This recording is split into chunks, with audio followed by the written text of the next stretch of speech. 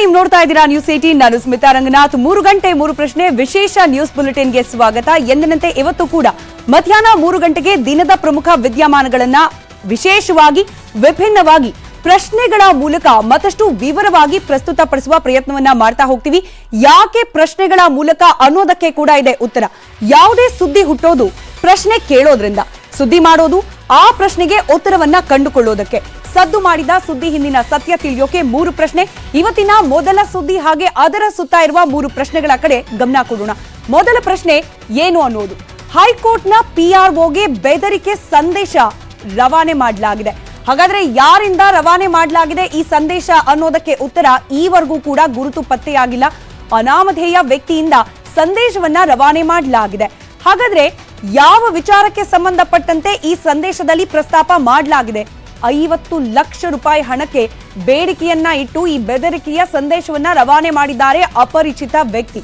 ಹಾಗಾದ್ರೆ ಇದರ ಮತ್ತಷ್ಟು ಡೀಟೇಲ್ಸ್ ಅನ್ನ ಗಮನಿಸ್ತಾ ಹೋಗೋಣ. ಬೆದರಿಕೆ ಸಂದೇಶದ ಒಳಗಿರುವ ಮತ್ತಷ್ಟು ಡೀಟೇಲ್ಸ್.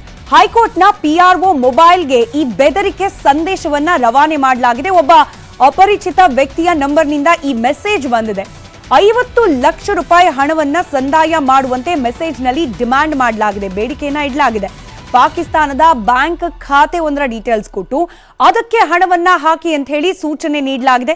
ಹಣ ಕೊಡದೆ ಹೋದ್ರೆ ಕೊಲೆ ಮಾಡಿಸುವ ಬೆದರಿಕೆಯನ್ನ ಕೂಡ ಒಡ್ಡಲಾಗಿದೆ. ದುಬೈ ಗ್ಯಾಂಗ್ನಿಂದ ಹಾಲಿ ನಿವೃತ್ತ ಜಡ್ಜ್ಗಳ ಕೊಲೆಯನ್ನ ಮಾಡಿಸಲಾಗುತ್ತೆ ಅಂತ ಹೇಳಿ ಬೆದರಿಕೆಯನ್ನ ಒಡ್ಡಲಾಗಿದೆ ಆ ಮೆಸೇಜ್ನಲ್ಲಿ. ಇದೀಗ ಹೈಕೋರ್ಟ್ನ ಆ PROಗೆ ರವಾನೆಯಾಗಿರುವ ಈ ಒಂದು ಸಂದೇಶದ ಆಧಾರದ ಮೇಲೇನೆ ದೂರು ದಾಖಲು ಮಾಡಲಾಗಿದೆ. ಪೊಲೀಸರು ತನಿಖೆಯನ್ನ ಕೂಡ ಪ್ರಾರಂಭ ಮಾಡಿದ್ದಾರೆ.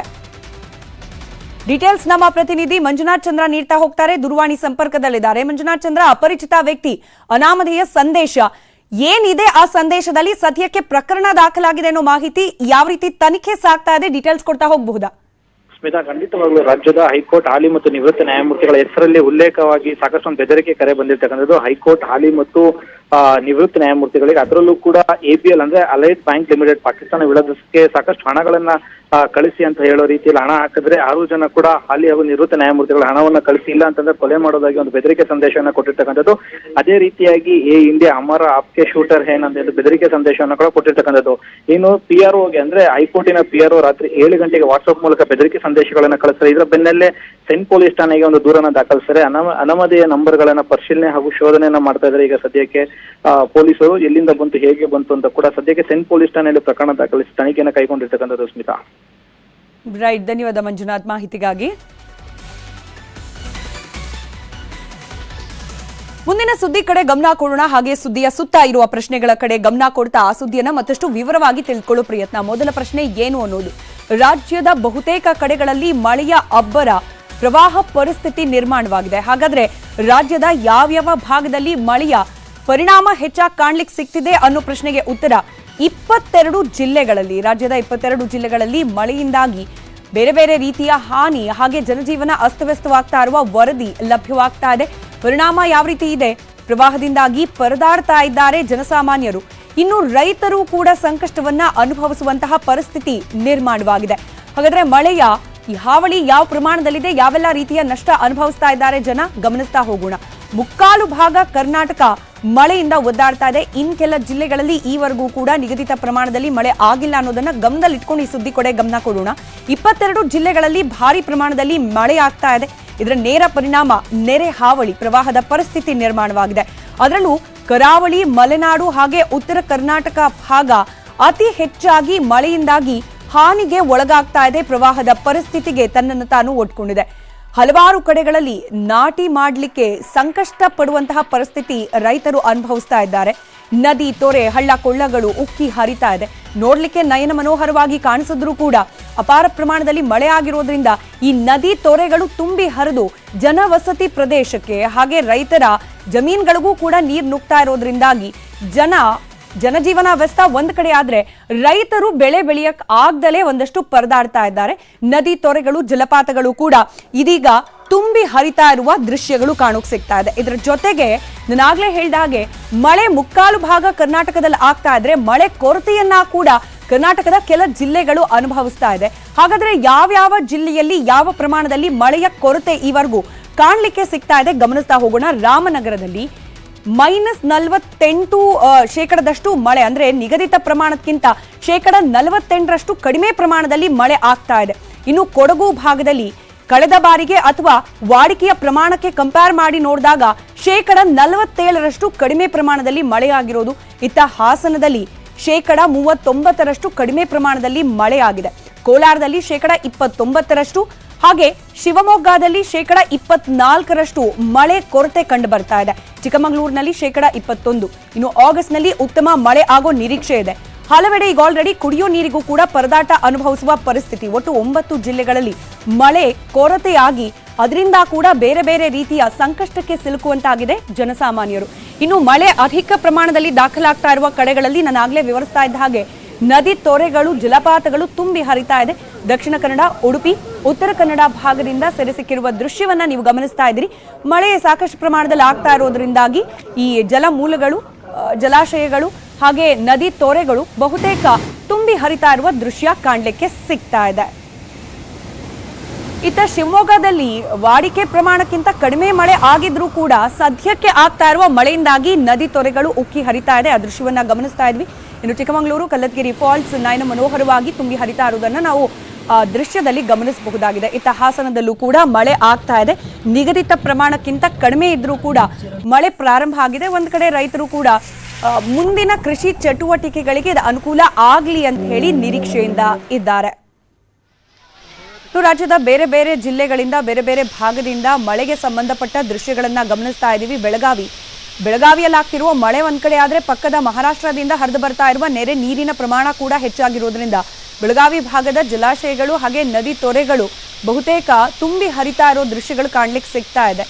ಇತ್ತ ಧಾರವಾಡದಲ್ಲಿ ಮಳೆಯಿಂದಾಗಿ ಕೆಲ ರಸ್ತೆಗಳಿಗೆ ಹಾನಿ ಆಗಿರೋದು, ಹಾಗೆ ಜನವಸತಿ ಪ್ರದೇಶಕ್ಕೂ ಕೂಡ ಮಳೆ ನೀರು ನುಗ್ಗಿರೋದ್ರಿಂದ ಜನಜೀವನ ಅಸ್ತವ್ಯಸ್ತವಾಗಿರುವ ಘಟನೆ ವರದಿಯಾಗ್ತಾ ಇದೆ. ಇದ ದಾವಣಗೆರೆಯಲ್ಲಿ ಜನವಸತಿ ಪ್ರದೇಶದ ತುಂಬಾ ಮಳೆ ನೀರು ಹರಿದಿರೋದ್ರಿಂದ ಜನ ಕೂಡ ಪರದಾಡುವ ಪರಿಸ್ಥಿತಿ. ಅದರ ನಡುವೆ ಕೂಡ ಕೆಲ ಯುವಕರು ಹುಚ್ಚಾಟ ಪ್ರದರ್ಶನ ಮಾಡಿರೋದನ್ನ ಕೂಡ ದಾವಣಗೆರೆಯಿಂದ ನಾವು ವರದಿ ಮೂಲಕ ಗಮನಿಸಬಹುದಾಗಿದೆ. ಇನ್ನು ವಿಜಯಪುರದಲ್ಲೂ ಕೂಡ ಮಳೆ ಪ್ರಮಾಣ ಹೆಚ್ಚಾಗಿದೆ. ಹೀಗಾಗಿ ನದಿ ತೊರೆಗಳು ತುಂಬಿ ಹರಿತಾ ಇರುವ ದೃಶ್ಯ ಒಂದ್ ಕಡೆ. ಇನ್ನು ಗದಗದಲ್ಲೂ ಕೂಡ ಮಳೆ ಆಗ್ತಾ ಇದೆ. ಇದರ ಜೊತೆಗೆ ನೆರೆಹೊರೆಯ ಜಿಲ್ಲೆಗಳಿಂದ ಕೂಡ ಈ ನೀರಿನ ಮೂಲಕ ಹರಿದು ಬರ್ತಾ ಇರುವ ನೆರೆ ಅಥವಾ ಪ್ರವಾಹದ ನೀರು ಹೆಚ್ಚಾಗಿರೋದ್ರಿಂದ ಗದಗದಲ್ಲೂ ಕೂಡ ಪ್ರವಾಹದ ಆತಂಕ ಪ್ರಾರಂಭವಾಗಿದೆ. ಇತ್ತ ಹಾವೇರಿಯಲ್ಲಿ ಸುರಿದ ಮಳೆಯಿಂದಾಗಿ ಕೆಲ ಮನೆಗಳು ಕುಸಿದು ಬಿದ್ದಿದೆ. ಹೀಗಾಗಿ ಮನೆಯಲ್ಲಿ ವಾಸವಿದ್ದ ಜನರು ಒಂದು ರೀತಿಯಲ್ಲಿ ತಾಪತ್ರಯ ಅನುಭವಿಸುವ ಪರಿಸ್ಥಿತಿ ನಿರ್ಮಾಣವಾಗಿದೆ.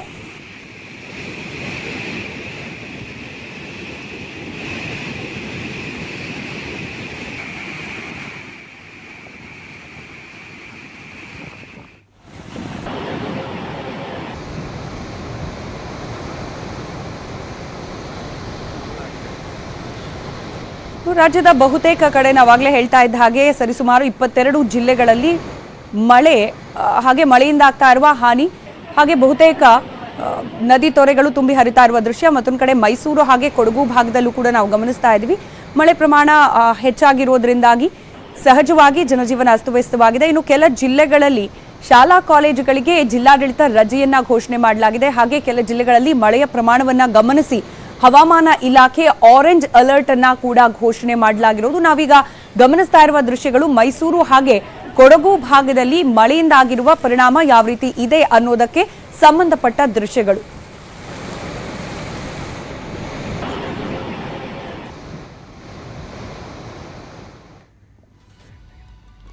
ಇನ್ನು ಮಳೆಯಿಂದಾದ ಅನಾಹುತಕ್ಕೆ ಒಟ್ಟು 27 ಜನ ಬಲಿಯಾಗಿದ್ದಾರೆ. 8 ಜನ ಸಿಡಿಲಿಗೆ ಬಲಿಯಾಗಿದ್ದಾರೆ. ಅದರಲ್ಲಿ ಕೆಲವು ಜನ ಕಾಲ್ಜಾರಿ ಹಳ್ಳದಲ್ಲಿ ಬೆದ್ದಿದ್ದಾರೆ. ಅದನ್ನ ಕೂಡ ನಾವು ಪ್ರಕೃತಿ ವಿಕೋಪ ಅಂತಲೇ ತೆಗೆದುಕೊಂಡಿದ್ದೇವೆ ಅಂತ ಸಚಿವ ಕೃಷ್ಣ ಬೈರೇಗೌಡ ಪ್ರತಿಕ್ರಿಯೆ ನೀಡಿದ್ದಾರೆ. ಕಳೆದ ಕೆಲವು ದಿನಗಳಲ್ಲಿ ಸಾಮಾನ್ಯವಾಗಿ ಅಧಿಕ ಮಳೆ ಆದಾಗ ನಾವು ಜುಲೈ ಮೊದಲನೇ ವಾರದಲ್ಲೂ ಕೂಡ ಮಂಗಳೂರಿನಲ್ಲಿ, ಕಾರವಾರದಲ್ಲಿ ಸಾವುಗಳಾಗಿದ್ವು.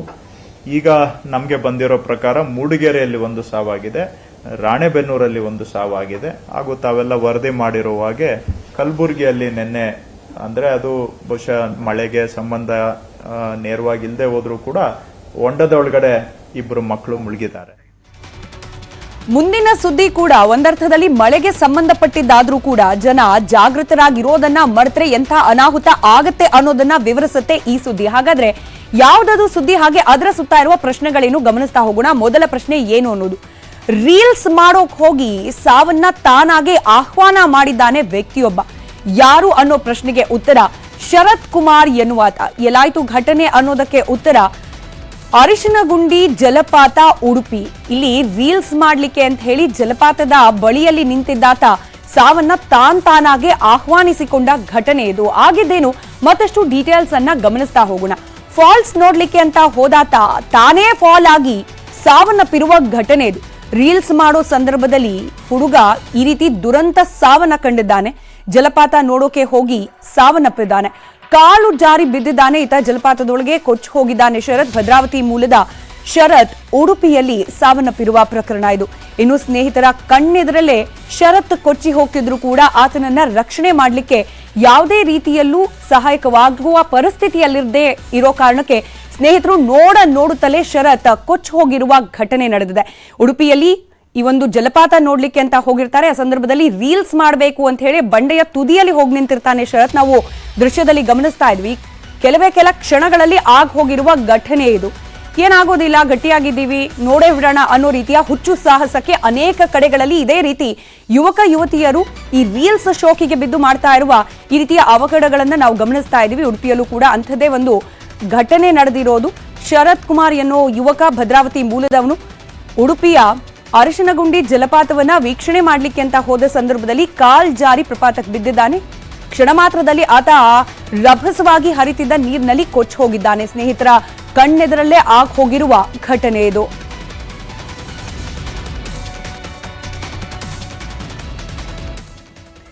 ಮಳೆ ಸುದ್ದಿಯಿಂದ ಬರೋಣ ರಾಜಕಾರಣದ ಸುದ್ದಿ ಕಡೆಗೆ. ಹಾಗಾದ್ರೆ ರಾಜ್ಯ ರಾಜಕೀಯದಲ್ಲಿ ಸದ್ದು ಮಾಡ್ತಾ ಇರುವ ಸುದ್ದಿ ಯಾವುದು, ಹಾಗೆ ಅದರ ಸುತ್ತ ಇರುವ ಪ್ರಶ್ನೆ ಯಾವುದು ಗಮನಿಸ್ತಾ ಹೋಗೋಣ. ಮೊದಲ ಪ್ರಶ್ನೆ ಯಾರು ಅನ್ನೋ ಪ್ರಶ್ನೆಗೆ ಉತ್ತರ ಸಿದ್ದರಾಮಯ್ಯ ಅವರ ಸರ್ಕಾರ.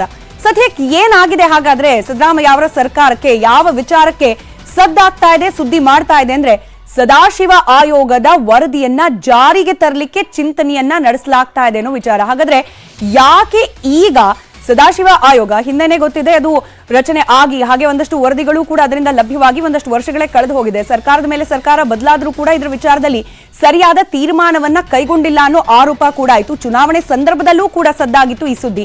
ಆದ್ರೆ ಈಗ ಯಾಕೆ ಈ ಒಂದು ನಿರ್ಧಾರ ಅಥವಾ ಚಿಂತನೆ ಸಿದ್ದರಾಮಯ್ಯ ನೇತೃತ್ವದ ಕಾಂಗ್ರೆಸ್ ಸರ್ಕಾರದ್ದು ಅಂದ್ರೆ ಮುಂಬರಲಿರುವ ಲೋಕಸಭಾ ಚುನಾವಣೆಗೆ ದಲಿತ ಮತಗಳನ್ನ ಕ್ರೋಢೀಕರಿಸಿಕೊಳ್ಳುವ ಹಾಗೆ ದಲಿತ ಮತಗಳನ್ನ ಹೆಚ್ಚಾಗಿ ಪಡೆಯುವ ಸಲುವಾಗಿ ಈ ರೀತಿಯ ತಂತ್ರಗಾರಿಕೆಯನ್ನ ಚಿಂತನೆಯ ಸ್ವರೂಪವನ್ನ ಮಾಡಲಾಗ್ತಾ ಇದೆ ಅನ್ನೋ ಸುದ್ದಿ ಇದೆ. ಹಾಗಾದ್ರೆ ಈ ಟಾರ್ಗೆಟ್ ದಲಿತ ಮತದ ಕುರಿತಾದ ಮತ್ತಷ್ಟು ಅಂಶವನ್ನ ಗಮನಿಸ್ತಾ ಹೋಗೋಣ. ದಲಿತ ಮತಗಳನ್ನ ಕ್ರೋಢೀಕರಣ ಮಾಡ್ಕೊಳ್ಳಿಕ್ಕೆ ಕಾಂಗ್ರೆಸ್ ಇದೀಗ ಪ್ಲಾನಿಂಗ್ ಅನ್ನ ಶುರು ಮಾಡಿದೆ. ಯಾವ ರೀತಿ ಇರಲಿದೆ ಪ್ಲಾನಿಂಗ್? ನ್ಯಾಯಮೂರ್ತಿ ಸದಾಶಿವ ಆಯೋಗದ ವರದಿಯನ್ನ ಜಾರಿಗೆ ತರಲಿಕ್ಕೆ, ಅನುಷ್ಠಾನ ಮಾಡಿಕೊಳ್ಳಿಕ್ಕೆ ಸಿದ್ಧತೆಯನ್ನ ಮಾಡಿಕೊಳ್ಳಲಾಗ್ತಾ ಇದೆ. ಯಾಕೆ ಅನ್ನೋ ಪ್ರಶ್ನೆಗೆ ಉತ್ತರ ಲೋಕಸಭಾ ಚುನಾವಣೆ. ಉಳಿದಿರೋದು ಕೆಲವೇ ತಿಂಗಳುಗಳು. ಹೀಗಾಗಿ ಲೋಕಸಭಾ ಚುನಾವಣೆ ಹೊತ್ತಿಗೆ ಮತ್ತಷ್ಟು ದಲಿತ ವೋಟ್ ಬ್ಯಾಂಕ್ ಅನ್ನ ಭದ್ರ ಮಾಡಿಕೊಳ್ಳುವ ಪ್ರಯತ್ನವಾಗಿ ನ್ಯಾಯಮೂರ್ತಿ ಸದಾಶಿವ ಆಯೋಗ ನೀಡಿದ್ದ ಆ ಒಂದು ವರದಿಯನ್ನ ಅನುಷ್ಠಾನಕ್ಕೆ ತರುವ ಬಗ್ಗೆ ಚಿಂತನೆಯನ್ನ ಮಾಡ್ತಾ ಇದೆ. ಹಾಗಾದ್ರೆ ಪರಿಶಿಷ್ಟರಿಗೆ ಒಳ ಮೀಸಲಾತಿಗೆ ಸಂಬಂಧಪಟ್ಟಂತೆ ಮುಖ್ಯಮಂತ್ರಿಗಳು ಈಗ ಪರೋಕ್ಷವಾಗಿ ಭರವಸೆಯನ್ನ ನೀಡ್ತಿದ್ದಾರಾ? ಸಿಎಂ ಸೂಚನೆ ಹಿನ್ನೆಲೆಯಲ್ಲಿ ಬುಧವಾರ ಪರಮೇಶ್ವರ್ ಅವರು ಸಭೆಯನ್ನ ಕೂಡ ಕರೆದಿದ್ದಾರೆ. ಏನಾಗಬಹುದು ಅನ್ನೋ ಕುತೂಹಲ ಸದ್ಯಕ್ಕೆ ಇದ್ದೇ ಇದೆ. ಸದಾಶಿವ ಆಯೋಗದ ವರದಿಯ ಅನುಷ್ಠಾನಕ್ಕೆ ಸದ್ಯಕ್ಕೆ ಚಿಂತನೆಯನ್ನ ನಡೆಸಲಾಗ್ತದೆ. ಮತ್ತಷ್ಟು ಡೀಟೇಲ್ಸ್ ನಮ್ಮ ಪ್ರತಿನಿಧಿ ತಿಮ್ಮೇಗೌಡ ನೀಡ್ತಾ ಹೋಗ್ತಾರೆ. ಲೈವ್ ಕನೆಕ್ಟೆಡ್ ಇದ್ದಾರೆ. ತಿಮ್ಮೇಗೌಡ, ಈ ಒಂದು ವರದಿ ವಿಚಾರಕ್ಕೇನೆ ರಾಜಕೀಯ ಕೆರಸರ ಚಾಟ ಈ ಹಿಂದೆ ಕೂಡ ಅನೇಕ ಬಾರಿ ನಡೆದದ್ದನ್ನ ನಾವು ಗಮನಿಸಿದ್ವಿ. ಈಗ ಆ ಒಂದು ವರದಿಯ ಅನುಷ್ಠಾನದ ಚಿಂತನೆ ನಡೆಸ್ತಾ ಇರೋದು. ಚಿಂತನೆನೋ ಓಕೆ, ಬಟ್ ಅನುಷ್ಠಾನ ಸುಲಭ ಇಲ್ಲ ಅನ್ನೋದು ನಿಮ್ಗೆ ಗೊತ್ತಿದೆ. ಯಾಕೆ ಅನ್ನೋದನ್ನ ವಿವರಿಸ್ತಾ ಹೋಗ್ಬೋದಾ? ಸುಲಭ ಇಲ್ಲ ಈ ಟಾಸ್ಕ್ ಅನ್ನೋದನ್ನ.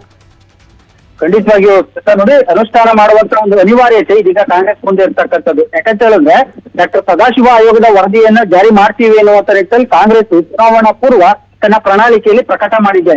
ಹೀಗಾಗಿ ಈ ಒಂದು ದಲಿತ ಮಠಗಳನ್ನ ಕ್ರೋಢೀಕರಣ ಮಾಡಬೇಕು ಅಂದ್ರೆ ಬಹುದಿನಗಳ ದಲಿತ ಸಮುದಾಯದ ಬಹುದಿನಗಳ ಈ ಒಂದು ಬೇಡಿಕೆ ಆಗಿರ್ತಕ್ಕಂಥ ಈ ಒಂದು ಸದಾಶಿವ ಆಯೋಗದ ವರದಿಯನ್ನ ಜಾರಿ ಮಾಡುವಂತ ಅನಿವಾರ್ಯತೆ ಇರ್ತಕ್ಕಂಥದ್ದು. ಸೊ ಹೀಗಾಗಿ ಬಿಜೆಪಿ ಸರ್ಕಾರ ಏನು ತರಾತುರಿಯಲ್ಲಿ ಸುಗ್ರೀವಾಜ್ಞೆ ಮೂಲಕ ಈ ಒಂದು ಆರ್ಡಿಎನ್ಸ್ ತರೋದ್ರ ಮುಖಾಂತರ 17% 17% ಏರಿಕೆ ಮಾಡಿ ಹೊರಡಿಸ್ತಲ್ಲ, ಅದು ಹಾಗೆ ಹೋಗ್ತಂತೆ. ಮತ್ತೊಂದ್ ಕಡೆಗೆ ಅಂದ್ರೆ ದಲಿತ ಸಮುದಾಯದಲ್ಲಿ ಉಪಪಂಗಡಗಳಾಗಿರ್ತಕ್ಕಂಥ ಬಂಜಾರ, ಲಂಬಾಡಿ ಈ ರೀತಿಯಾದಂತಹ ಸಮುದಾಯಗಳ ಆಕ್ರೋಶಕ್ಕೂ ಕೂಡ ಗುರಿಯಾಗಿತ್ತು. ಸೊ ಇದೀಗ ಆ ಒಂದು ವರದಿಯನ್ನ ಯಥಾವತ್ತಾಗಿ ಜಾರಿ ಮಾಡಬೇಕು. ಮತ್ತೊಂದ್ ಕಡೆಗೆ ಎಲ್ಲಾ ಸಮುದಾಯಗಳನ್ನು ಕೂಡ ವಿಶ್ವಾಸಕ್ಕೆ ಪಡೆದು ಈ ಒಂದು ವರದಿಯ ಒಂದು ಇದನ್ನು ಜಾರಿಗೊಳಿಸಬೇಕು ಅನ್ನುವಂತ ನಿಟ್ಟಿನಲ್ಲಿ ಸಿಎಂ ಸಿದ್ದರಾಮಯ್ಯವರು ಚಿಂತೆಯನ್ನ ನಡೆಸಿರ್ತಕ್ಕಂಥದ್ದು. PTCL ಆಕ್ಟ್ ಅನ್ನು ಜಾರಿ ತಂದಂತ ಬಳಿಕ ಇದೀಗ ದಲಿತ ಸಮುದಾಯದ ಕೆಲ ನಾಯಕರುಗಳು ಸಿಎಂ ಸಿದ್ದರಾಮಯ್ಯವ್ರಿಗೆ ಅಭಿನಂದನೆಯನ್ನ ಸಲ್ಲಿಸೋದಕ್ಕೆ ಮುಂದಾಗಿದ್ದು, ಈ ಸಂದರ್ಭದಲ್ಲಿ ಅವರೆಲ್ಲರಿಗೂ ಕೂಡ ಒಂದು ಮಾತನ್ನ ಹೇಳಿದ್ರೆ, ನೋಡಿ ಲೋಕಸಭಾ ಚುನಾವಣೆ ವೇಳೆಗೆ ನಾವು ಈ ಒಂದು ಡಾಕ್ಟರ್ ಸದಾಶಿವ ಆಯೋಗದ ವರದಿಯನ್ನ ಯಥಾವತ್ ಜಾರಿ ಮಾಡಬೇಕು. ಈ ನಿಟ್ಟಿನಲ್ಲಿ ನೀವೆಲ್ಲರೂ ಕೂಡ ಒಂದು ಸಮಿತಿಯನ್ನ ಮಾಡ್ಕೊಳ್ಳಿ. ಸಚಿವರನ್ನು, ದಲಿತ ಸಮುದಾಯದ ಸಚಿವರು, ಶಾಸಕರು ಎಲ್ಲರನ್ನು ಒಳಗೊಂಡಂತೆ ಒಂದು ಸಮಿತಿಯನ್ನ ಮಾಡಿ ಒಂದು ಒಮ್ಮತದ ತೀರ್ಮಾನಕ್ಕೆ ಬನ್ನಿ. ಅಂದ್ರೆ ಎಲ್ಲರೂ ಅಂದ್ರೆ ಎಡಗೈ, ಬಲಗೈ, ಬೋವಿ, ಲಂಬಾಣಿ, ಬಂಜಾರ ಈ ರೀತಿಯಾದಂತಹ ಉಪಪಂಗಡಗಳಿದ್ದಾವೆ, ಎಲ್ಲರೂ ಕೂಡ ವಿಶ್ವಾಸಕ್ಕೆ ಪಡೆದು ಯಾರ್ಯಾರಿಗೆ ಎಷ್ಟೆಷ್ಟು ಪರ್ಸೆಂಟೇಜ್ ಮೀಸಲಾತಿ ಅಂತ. ಯಾಕಂತ ಹೇಳಿದ್ರೆ ಈಗಾಗಲೇ ಡಾಕ್ಟರ್ ಸದಾಶಿವ ಆಯೋಗದ ವರದಿಯಲ್ಲಿ ಉಲ್ಲೇಖ ಮಾಡಿರುವಂತೆ ಎಡಗೈ ಸಮುದಾಯಕ್ಕೆ 6, ಬಲಗೈ ಸಮುದಾಯಕ್ಕೆ 5.5%, ಮತ್ತೊಂದ್ ಕಡೆಯಾಗಿ ಸ್ಪೃಶ್ಯ ಸಮುದಾಯಕ್ಕೆ 4% ಮತ್ತೆ ಈ ಇತರೆ ಸಮುದಾಯಕ್ಕೆ 1%, ಈ ರೀತಿಯಾದಂತಹ ಅಂಶಗಳನ್ನ ಉಲ್ಲೇಖ ಮಾಡಿದಾರಲ್ಲ, ಅದೇ ರೀತಿಯಾಗಿ ಜಾರಿ ಮಾಡ್ಬೇಕಾ? ಅದ್ರಲ್ಲೇ ಏನಾದ್ರೂ ಡಿಫ್ರೆನ್ಸ್ ಮಾಡ್ಬೇಕಾ? ಎಲ್ಲರೂ ಸೇರಿ ಒಂದು ಒಮ್ಮತದ ತೀರ್ಮಾನಕ್ಕೆ ಬನ್ನಿ. ಗತಾಯ ಈ ಲೋಕಸಭಾ ಚುನಾವಣೆಗೂ ಮುನ್ನವೇ ಮುಂಬರುವಂತ ಚಳಿಗಾಲದ ಅಧಿವೇಶನ ಸುವರ್ಣಸೌಧದಲ್ಲಿ ನಡೆಯುತ್ತಲ್ಲ, ಅದ್ರಲ್ಲೇ ನಾವು ಈ ಒಂದು ಡಾಕ್ಟರ್ ಸದಾಶಿವ ಆಯೋಗದ ವರದಿ ಬಗ್ಗೆ ಒಂದು ತೀರ್ಮಾನಕ್ಕೆ ಬರೋಣ. ಅದ್ರ ಬಗ್ಗೆ ಒಂದು ವಿಧಾನಸಭೆಯಲ್ಲಿ ಕೂಡ ಒಂದು ಅಂಗೀಕಾರ, ಅನುಮೋದನೆಯನ್ನು ಕೂಡ ಪಡೆಯೋಣ ಅನ್ನುವಂಥ ಮಾತನ್ನ ಸಿಎಂ ಸಿದ್ದರಾಮಯ್ಯವರು ದಲಿತ ಸಮುದಾಯದ ನಾಯಕರಿಗೆ ಹೇಳಿರ್ತಕ್ಕಂಥದ್ದು. ಈ ಮೂಲಕವಾಗಿ ಕೆಲವೊಂದ್ ಕಡೆಯಾಗಿ ಹಿಂದುಳಿದ ಅಹಿಂದ ಮತ ಬ್ಯಾಂಕ್ ಅನ್ನ ಸಿದ್ದರಾಮಯ್ಯವರು ಭೇಟಿ ಕಳಿಸ್ತಾ ಇದ್ದಾರೆ ಅಂತ. ಯಾಕಂತ ಹೇಳಿದ್ರೆ ಈಗಾಗಲೇ ಕುರುಬ ಸಮುದಾಯದ ಒಂದು ಬಹುದಿನಗಳ ಬೇಡಿಕೆ ಆಗಿರ್ತಕ್ಕಂಥ SC ಮೀಸಲಾತಿ ವಿಚಾರವಾಗಿ ಕೇಂದ್ರಕ್ಕೆ ಶಿಫಾರಸನ್ನ ಮಾಡಿದ್ದು. ಮತ್ತೊಂದ್ ಕಡೆಗೆ ಅಲ್ಪಸಂಖ್ಯಾತರ ವಿಚಾರವಾಗಿ ಸಂಬಂಧಪಟ್ಟಂತೆ ಸಾಕಷ್ಟು ಕಾರ್ಯಕ್ರಮಗಳನ್ನ ಕೊಡ್ತಾ ಇದ್ದಾರೆ.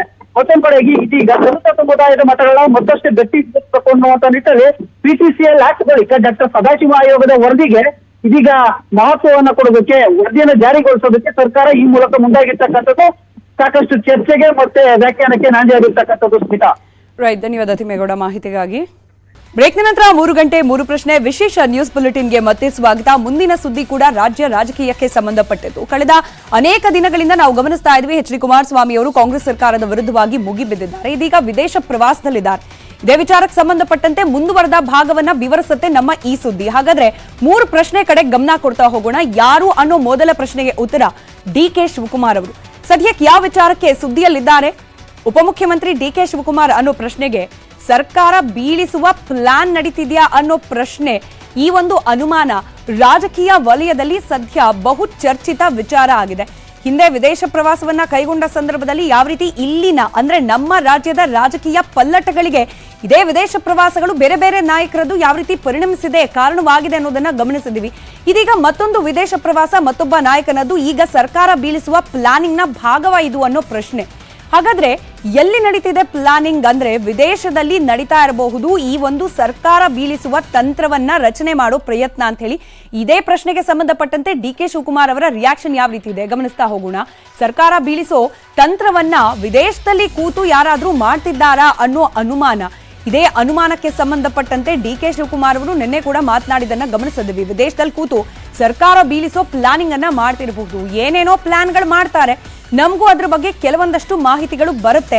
ಅವ್ರದ್ದೇನೋ ಒಂದು ತಂತ್ರ ಮಾಡ್ತಾ ಇದ್ದಾರೆ, ಮಾಡ್ಲಿ, ಬೆಂಗಳೂರಿನಲ್ಲಿ ಮಾಡೋದು ಬೇಡ ಅಂತ ಅಲ್ಲಿಗೆ ಹೋಗಿದ್ದಾರೆ. ನೋಡೋಣ ಏನೇನ್ ಮಾಡ್ತಾರೆ ಅಂತ ಹೇಳಿ DK ಶಿವಕುಮಾರ್ ಪ್ರತಿಕ್ರಿಯೆಯನ್ನ ನೀಡಿದ್ದಾರೆ.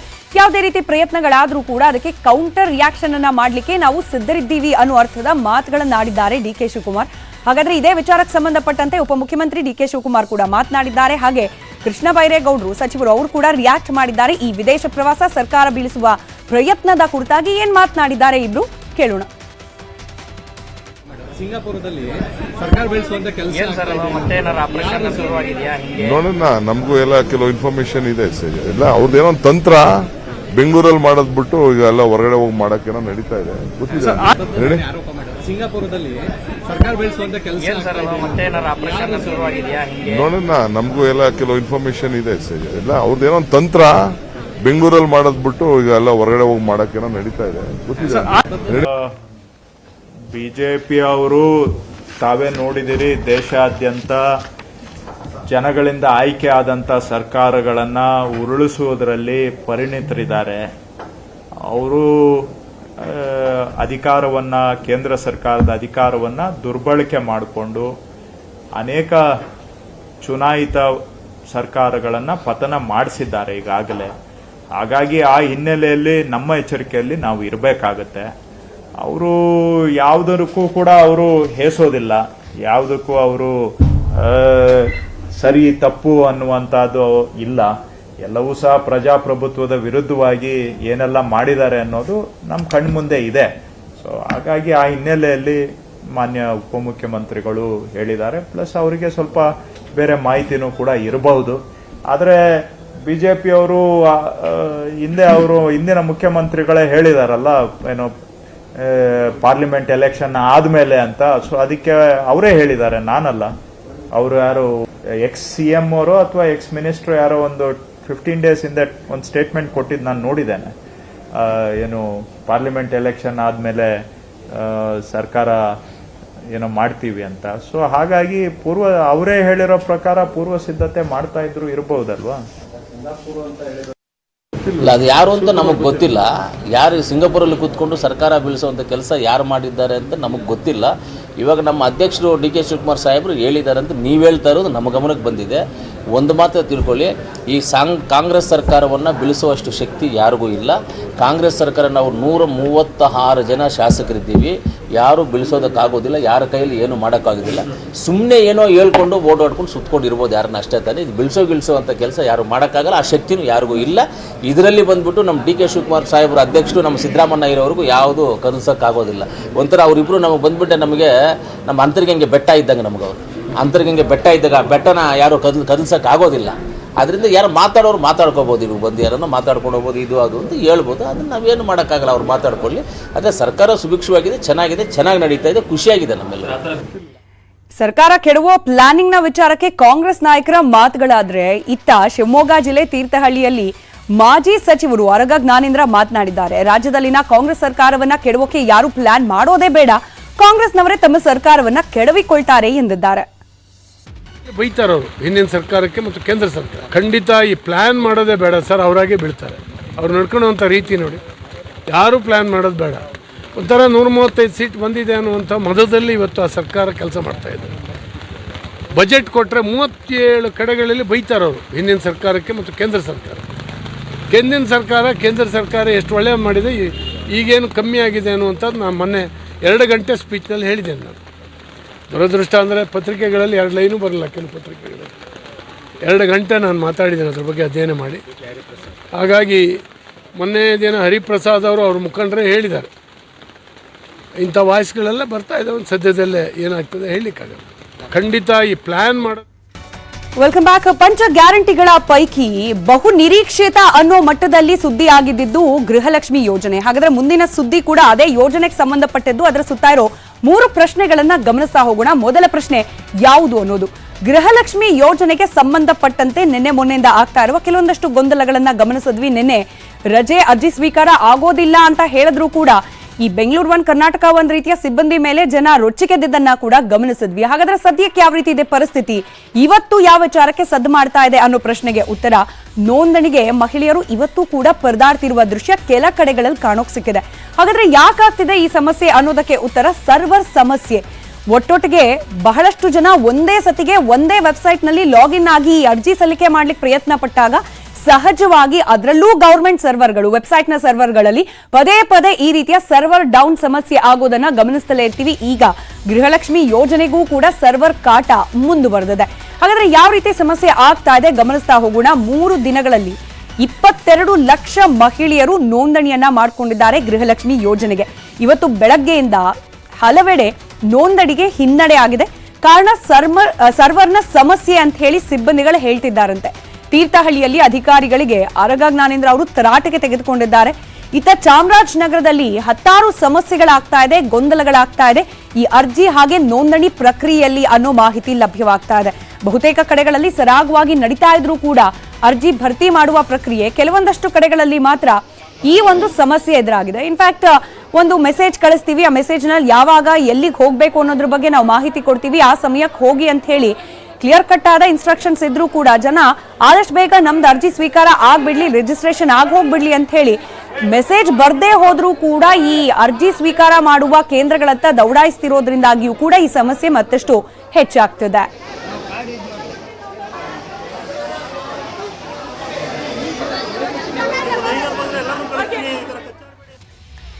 ಇನ್ನು ಜನಸಾಮಾನ್ಯರು ಅನುಭವಿಸುವ ಮತ್ತೊಂದು ಸಮಸ್ಯೆಯ ಸುದ್ದಿಯನ್ನ ಇದೀಗ ಗಮನಿಸ್ತಾ ಹೋಗೋಣ. ಯಾವುದದು ಸುದ್ದಿ, ಏನಾಗಿದೆ, ಎಲ್ಲಾಗಿದೆ, ಅದರ ಸುತ್ತ ಇರುವ ಪ್ರಶ್ನೆಗಳನ್ನ ನಿಮ್ಮ ಮುಂದೆ ಇಡ್ತಾ ಹೋಗ್ತೀವಿ.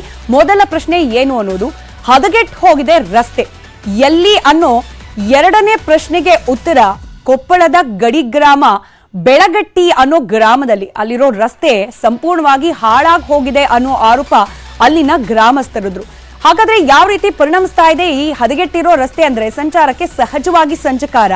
ಜನರು ಇದರಿಂದ ರೋಸ್ ಹೋಗಿ ಪ್ರತಿಭಟನೆಯ ಹಾದಿಯನ್ನ ಹಿಡಿದಿದ್ದಾರೆ.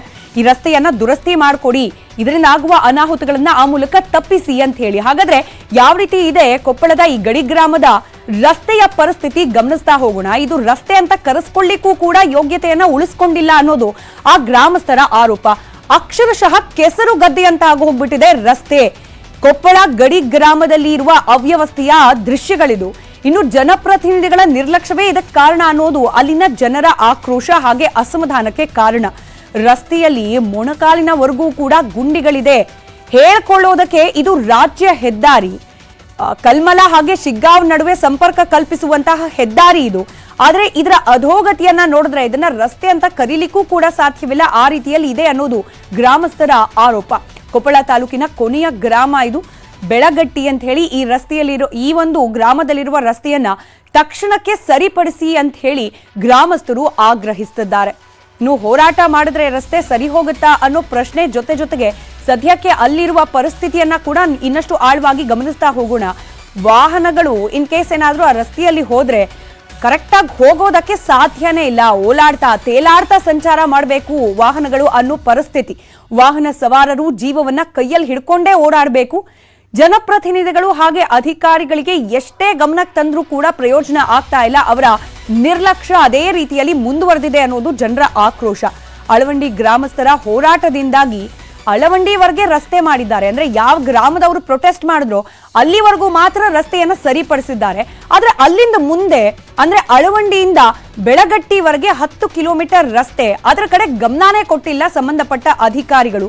ಆ ರಸ್ತೆ ಈಗಲೂ ಕೂಡ ಗುಂಡಿಮಯ ಆಗಿದೆ ಅನ್ನೋದು ಗ್ರಾಮಸ್ಥರ ಆರೋಪ. ಕೇವಲ ಆರೋಪ ಮಾತ್ರ ಅಲ್ಲ, ಅದಕ್ಕೆ ಸಾಕ್ಷಿ ಅಂತಿದೆ ನಾವೀಗ ಗಮನಿಸ್ತಾ ಇರುವ ದೃಶ್ಯಗಳು.